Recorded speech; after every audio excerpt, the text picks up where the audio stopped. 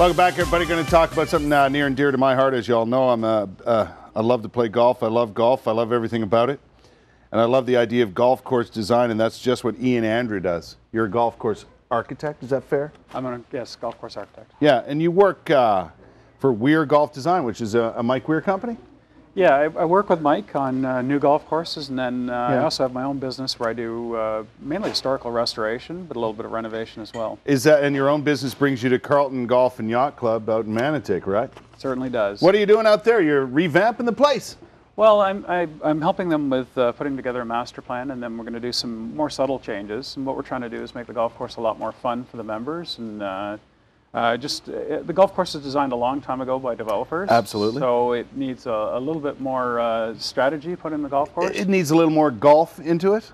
Well, just things that make golfers think about what they're going to do, because really good design has you making decisions and has you deciding whether to take a little bit more risk or whether to play safe. And it's about managing your game as much as hitting great golf shots. Carleton is an excellent golf course to begin with. So you got a nice sort of canvas to work with, right? Absolutely, and what I'm doing is I'm not redoing things. I'm just trying to make little subtle adjustments to make it more interesting. Because that's sort of the goal as an architect. It's not to make it tougher. It's to make the golf a lot more interesting for people to play. Have you now Carleton, by the way, is celebrating 50 years next year, so that's part of the thing too. Half a century and. I think that sort of spurred the idea of maybe they should address the golf course and make some changes that the members enjoy. Have you looked at it already? Do you have something going on in your head about it all, or? Actually, we put together the master plan, it's all done? and I've done images, and I've put together some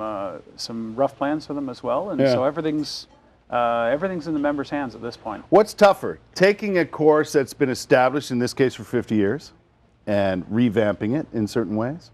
Or taking a piece of land and seeing a golf course on it? They're both different. The thing is, when you got a new piece of land, you've got to come up with your own ideas and your own interpretations of how you want holes to play. So there's a lot more decision making. The nice part is it's up to you. So you don't have to sort of interact with other people. Whereas when you're working with an existing golf course, everybody's got attachments to certain things. And sometimes whether they're really great things or not so great things, they may still be attached to things that are not necessarily ideal architecturally. Yeah. So what we need to do is we need to sometimes deal with people's thoughts and expectations as well. So I find they've both got pluses and minuses. This is, as you probably know, a great area for golf, but many parts of the country are having new courses designed and taking pieces of land that don't look like much, and they turn them into wonderful golf courses. Give me your take on Canada as a golf destination, as a place where new golf courses and golf courses are being revamped.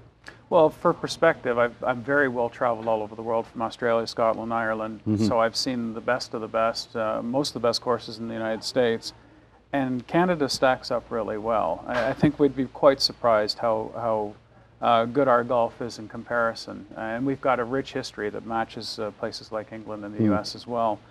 So I think what we've got is we've got some fascinating landscapes that nowhere else in the world has. You know, particularly when you think about out west with the Rockies, there's really nothing that matches that. No. And then you've got some wonderful coastline golf on the East Coast as well. And then even when you think about the landscape around Ottawa, you've got some beautiful scenery, especially when you start to get little pockets of granite or some of the big white pines that are really unique to us. And that's one of the joys about golf, is everywhere you go, what makes golf great is it's a different setting and a different experience and a different playing experience. When does work start on Carleton? Yeah.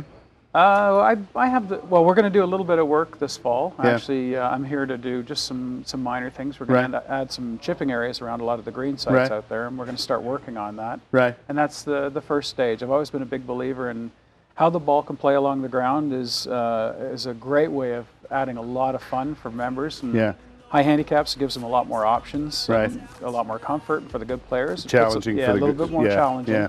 And so that's what we're going to start doing first, because that has a huge impact on what they enjoy and what they experience. Ian Andrew is golf course architect. I could talk to you all day.